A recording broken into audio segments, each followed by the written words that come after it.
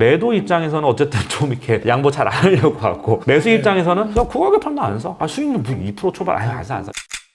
7월 22일 토요일 부동산 뉴스를 시작하려고 하고 있습니다. 부동산 가격 하락에 작년 가구당 순자산 사상 첫 감소 뭐 이런 기사가 있어요. 가구당 순자산 처음으로 줄었다. 국민재산 현주소 뭐 이런 기사가 두 개가 있는데 네. 당연히 주택가격 빠졌으니까 시가총액이 뭐 얼마만 줄었는데 가계자산이 얼마 줄었다 뭐 이런 내용인 거잖아요. 아니 뭐 주택 가격도 하락하니까 말씀하신 순 자산이 줄었고 다 돈이 없어졌죠. 여기 보니까 순자산은 전년보다 2.8% 317조가 네. 감소했다. 주택가격이 작년 말 기준 2022년 말 기준으로 보면 상당히 많이 빠졌었거든요. 서울 그렇죠. 아파트가. 그래서 저는 생각보다 덜 줄었다고 생각했어요. 왜냐면 여기 기사를 읽어보면 주택가격 하락으로 지난해 전체 주택 시가총액 6,200조라고 하네요. 이 1년 전보다 342조가 줄어든 탓이다. 실제로 아파트 가격은 지난해 말 기준으로 보면 한 20% 정도 빠졌거든요. 서울 아파트를 기준으로 보면 생각보다 되게 적게 집계가 됐구나라는 생각을 했습니다. 요즘 좀 반등하고 있지만. 그리고 이거 되게 재밌는 기사인데 사실 다음 기사는 이거 한 주제만 가지고 막 한두 시간 얘기할 수 있는 기사긴 해요. 이 기사를 딱 보면서 아까 전에 오면서 딱 그 생각이 어떤 생각이요? 이분들이 또 나왔구나. 근데 여기 보면 부동산 전문가들 추가 하락 가능성 없다. 살 거면 올해 안에 사라. 근데 사실 여기서 두 가지가 있어요. 물론 이제 여기서 추가 하락 가능성 없고 이미 바닥 다졌고 이제 바닥 다지고 좀 올라갈 거다. 또는 강보합으로 갈 거다. 이렇게 보시는 분도 있고 더블 딥이다 이렇게 보시는 분도 있고 아니면 더블 딥까지는 아닌데 이대로 그냥 뭐 오르지 않고 갈 가능성이 굉장히 높다. 이렇게 보시는 분들이 있는데 여기 나오신 분들이 원래 상승론자예요. 다른 쪽 사이드에 있는 전문가도 좀 같이 했으면 좋았을 텐데 이것만 보시기에는 형도 이제 여기 한번 나오셨어요. 아니요. 그럼 우리가 한번 예측해 볼까요? 저는 딱 재미삼아 예측을 해봤어요. 네. 영정 뭐 저는 얘기해요. 약보합 올라갈 가능성보다는 떨어질 가능성이 높은데 그렇다고 해서 많이 떨어지진 않을 것 같고. 근거는 뭐예요? 일단은 지금 PF 문제 있고 금리가 올 하반기에는 확실하게 떨어지지 않을 거기 때문에 조금은 시장을 지켜봐야 되는 하반기라고 생각을 하는데. 저도 그렇게 생각해요. 저도 사실 뭐 더블D까지 가겠냐, 경기 자체가 좀 영착륙을 해 나가는 과정이 있다라고 보고 있기 때문에 더블D까지는 안 갈 것 같은데 저도 약보합이라고 생각을 해요. 강보합으로 갈 가능성이 굉장히 좀 적지 않냐, 저는 그렇게 생각합니다. 다음 기사로 넘어가 보면 실거래 거짓 신고하면 최대 가태료 10%잖아요. 이게 이런 기사가 있는데 원래 가태료가 있었잖아요. 원래 이제 그 거짓 신고에 대한 가태료 구간이 2%, 4%, 5% 이렇게 딱 세 가지였는데요. 세분화하겠다라는 거거든요. 실거래가와 신고 가격의 차이네요. 업다운 계약이죠. 네. 실제 네. 거래 가격과 신고 가격의 차이에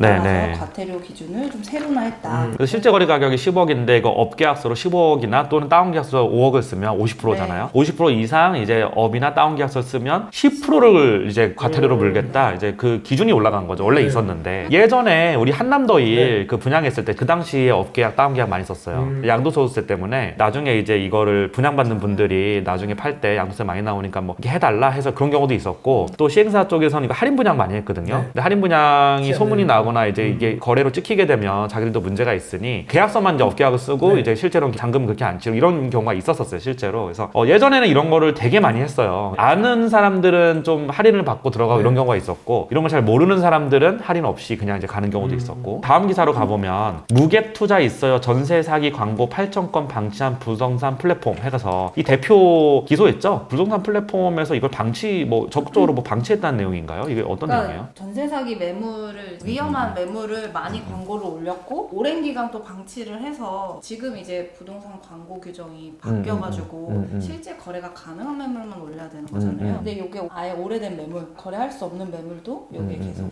오랫동안. 근데 여기서 그 관건은 그건 것 같은데 알고 방치했느냐 모르고 방치했느냐 이건데 기사를 보면 전세 사기 매물 개시 인지하고도 방조라고 돼 있어요. 그래서 이게 아예 모르고 한 게 아니고 깡통 전세 사기 불법 광고가 8,772건이 올라와 있는데 플랫폼에서 알고 있었다라고 보는 것 같아요. 지금 경찰에서는 대표가 송치된 것 같아요. 그렇죠? 전세랑 매매 동시 진행을 할 수 있는 직원을 구한다라는 구인 게시글도 이 플랫폼 안에 있었고 잡탕 게시글 이런 거. R50 이게 리베이트 50. 50이면 몇 프로를 주는 1,000 거예요? 정도 될 거예요. 나 그거 본 적 있다. 예전에 우리 주택들 이렇게 그냥 분양 광고 알 얼마 그게 다 이제 그렇구나. 근데 사실은 어느 정도 플랫폼한테 이런 거를 필터링 할 수 있는 규제를 부과하는 것도 저는 옳다라고 생각해요. 네, 맞아요. 다음 기사는 5월 서울 상업용 빌딩 거래량 재반등, 꼬마 빌딩이 상승 견인했어요. 반등은 했지만 작년 대비 반이에요. 대단한 기사냐라고 생각하면 생각하기에는 조금 네. 웃긴 게 진짜로 작년 대비 반도 안 되네요. 네, 거래 금액은 3분의 1이에요. 마이너스 70%였던 게 65%가 되는데 반등이라고 한 거니까 반등은 반등이지만 그래도 아직은 시장은 얼어붙어 있다. 그래서 이 기사에 나온 이 표를 보면 2018년부터 2023년까지 6년 동안 이거 비교를 해보면 2020년 그리고 2021년 둘 다 5월달 이때 거래량이 이제 피크를 좀 찍었던 것 같고 2022년에 294건 찍은 달이 있는데 이때도 3, 4월 그 사이였던 것 같아요. 원래 딱 이 봄이 원래 피크예요. 이걸 표를 보면서 느꼈던 게 2022년 7월달, 9월달에 급격하게 이렇게 줄어들게 되거든요. 그때부터 이제 금리가 팍. 그리고 이제 전쟁 터지면서 맞아요. 처음에는 에이 무슨 우크라이나 전쟁 터질 거야.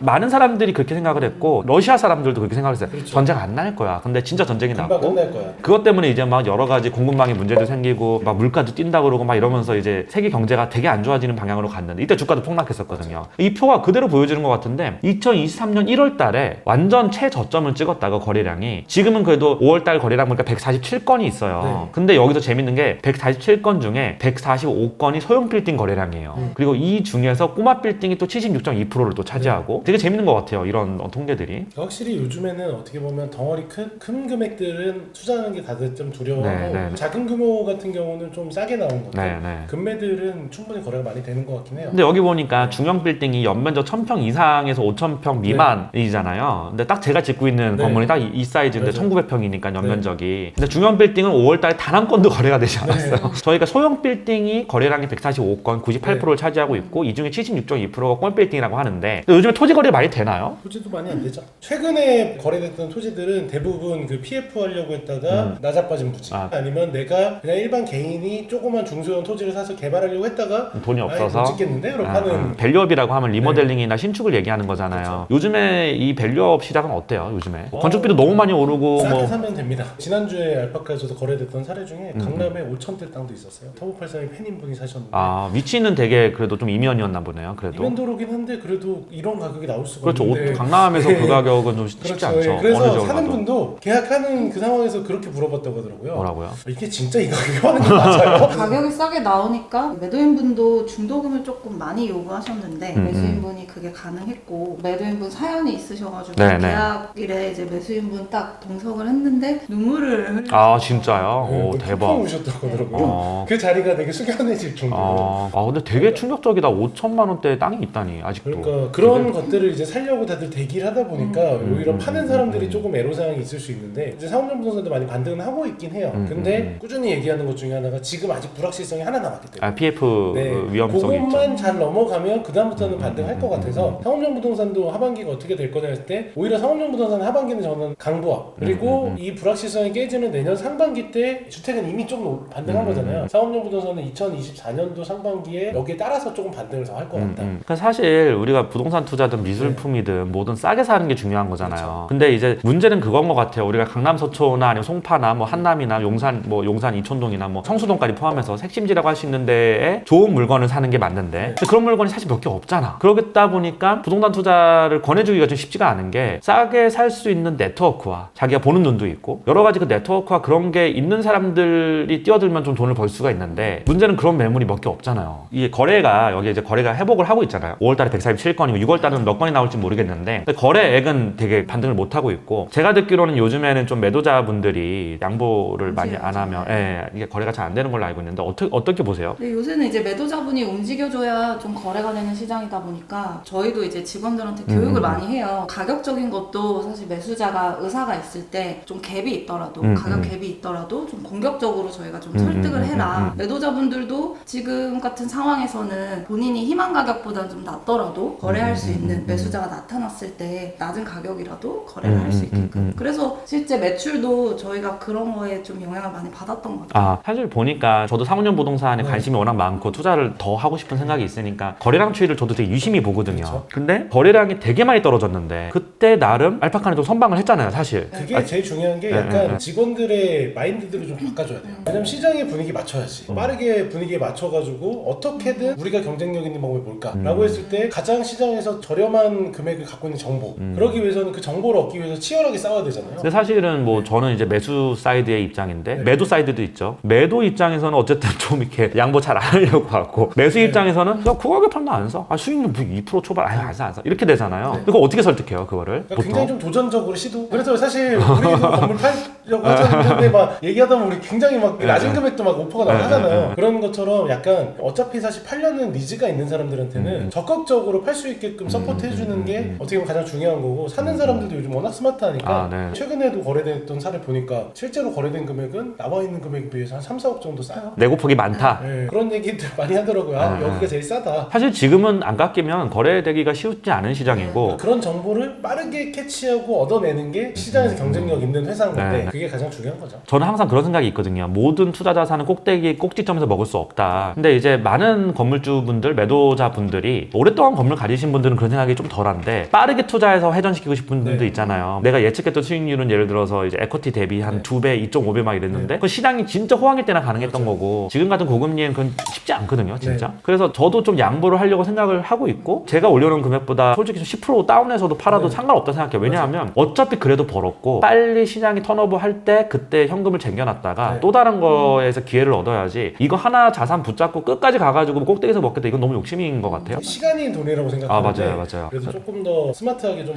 이거에 대해서 이건 진짜 얘기할 게 많은 것 같아요. 매도 사이드, 매수 사이드 다 경험해본 입장에서 매도인들이 가진 심리, 매수인들이 가진 심리, 그리고 어떤 식으로 이거를 좀 이제 현금화를 언제 엑시트하는 게 좋은지 이런 거 좀 얘기 좀 나중에 깊게 해보면 좀 재밌을 것 같아요. 그리고 다음 기사로 넘어가 보면 판례예요, 판례. 전 이 판례를 보면서 저도 해당되는 사건이 있어서 일단 판례 먼저 소개를 좀 해주세요. 상가 임대차에서 임대인이랑 임차인 사이에 이제 발생한 문제인데요. 여기에서 이제 임차인이 누수 피해를 봤어요. 그 피해를 가지고 임대인은 넌 잘못한 게 없다라고 주장하는 거고, 그리고 임차인은 이게 결국 건물의 노후와 문제로 발생된 거니까 피해를 보상해 달라라고 해서 이제 대립됐는데, 그러니까 임차인이 가구점을 운영하고 있는데요. 여기에 이제 소방배관에서 누수가 발생이 돼가지고 임차인이 피해를 본 거예요. 그 과정에서 대략 가구 뭐 영업 피해 뭐 기타 이런 손해배상 1억을 이제 받다라고 얘기를 하는 거고, 임대인은 이렇게 말을 해요. 임차인한테 이 가구점을 운영하는 임차인이 기존의 전에 임차인한테 이걸 승계받아가지고 운영하시는 분이에요. 그래서 이제 임대인은 너는 임차인한테 너 전에 임차인으로부터 너는 인테리어 이런 걸 다 승계를 받았고, 임대인인 나는 잘못이 없다. 그리고 너가 유심히 봤으면 이게 문제가 있다는 걸 알 수 있었을 텐데 너가 부주의로 인해서 발생한 거고 임대인 나한테는 피해가 없다.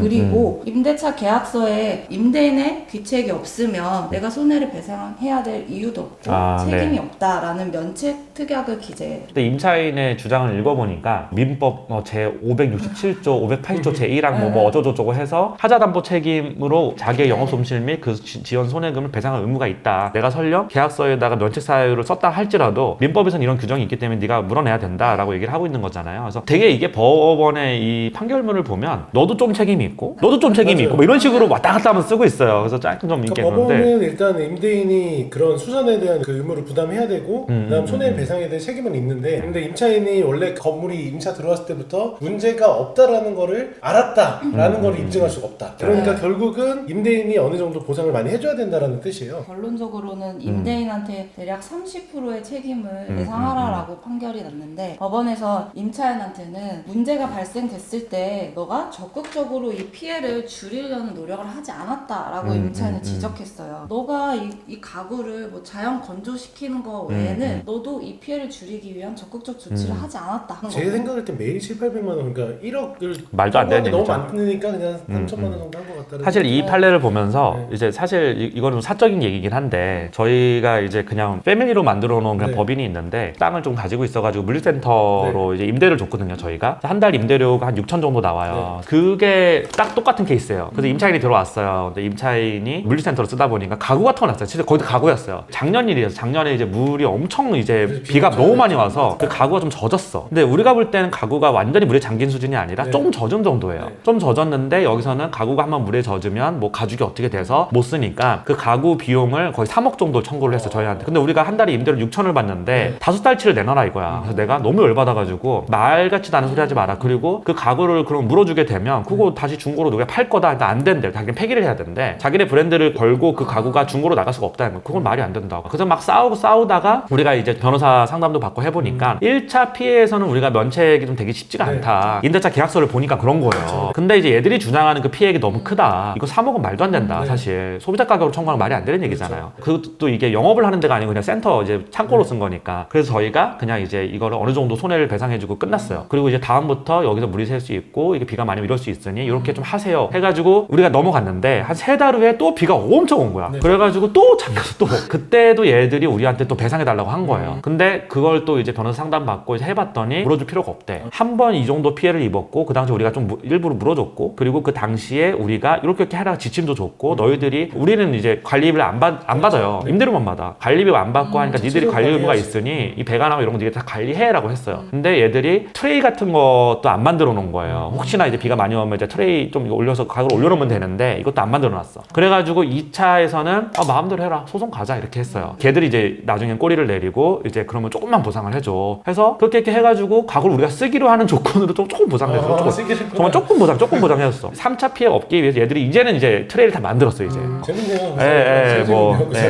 거의 똑같은 똑같은 사례예요 사실. 네, 임대인한테는 아무리 사실 면책 특약 이런 걸 기재하더라도 임차인이 이 목적물을 사용 수익할 수 있도록 해야 되는 의무를 이제 얘기를 하는 거고 임차인한테는 피해를 한번 봤으면 선관 의무 누수가 또 올 거라고 예상이 되면 적극적으로 조치를 했어야 된다고 그렇게 보는 것 같아요. 근데 여기서 만약에 제가 건물을 가지고 있어요. 네. 근데 이 건물이 비가 너무 많이 오면 조금씩 물이 떨어지긴 해. 예를 들어서. 그럼 임차인한테 이 사실을 알리고 계약을 하고 특약에다가 이 건물은 비가 많이 오면 물이 조금씩 떨어집니다. 여기에 대해서는 알아서 좀 관리를 해주세요라고 특약 적으면 면책이 되나요? 이렇게 구체적으로 적는다면 저는 된다라고. 근데 이제 임대인 입장에서 그걸 적으면 임차인이 안 들어오니까 네. 안 적겠죠. 근데 우리 어릴 때 생각해보면 집에서 물 좀 떨어졌잖아요. 그래? 네, 이렇게 양동이 집에다 갖다 놓고 다 사람 다 그러고 사는 거죠.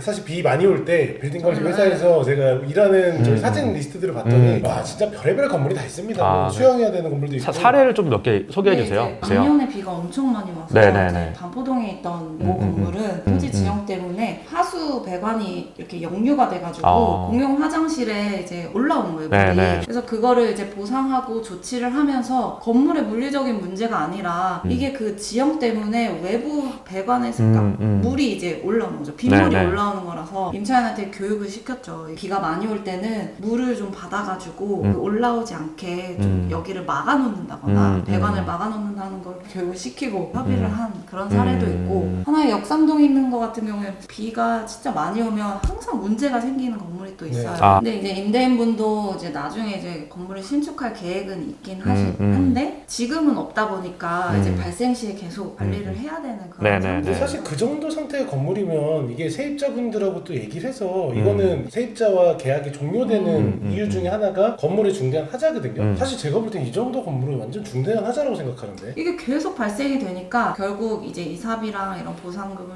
주고 지금은 비워져 있는 상태. 근데 사실 어느 정도 이런 거에 대해서도 합리적으로 바뀌어야 될 것 같아요. 오래된 건물 같은 경우 누수 잘못 걸리면 못 잡아요. 저도 그래서 이번에 그 서교동 지을 때 방수가 표준이 예를 들어 100이라고 하면 140으로 해달라 그랬어요. 방수는 이게 너무 건물주가 스트레스를 받아서 요새 건물에. 같은 또 이제 기후변화 상황에선 비에 대한 예측 시스템을 바꿔야 되는 거죠. 맞아요. 저 그래서 그 작년에 강남에서 막 그거 난리 났었잖아요. 네. 막 지금 개포동 날리고 막 이러잖아요. 근데 그래가지고 이번에 그 합정에다가 건물 짓는 거 그거를 할 때 배수를 좀 바꿨어요. 중간에 방수도 말도 안 되게 해놨어요. 정말 이게 절대 셀 수 없게. 네, 그래서 임차인분들 환영합니다. 언제든지 연락 주세요. 내년에 김일 대표님 연락 좀 주세요. 네, 네 83일 알겠습니다. 빌딩인가요? 네, 831 빌딩으로 할 겁니다. 네.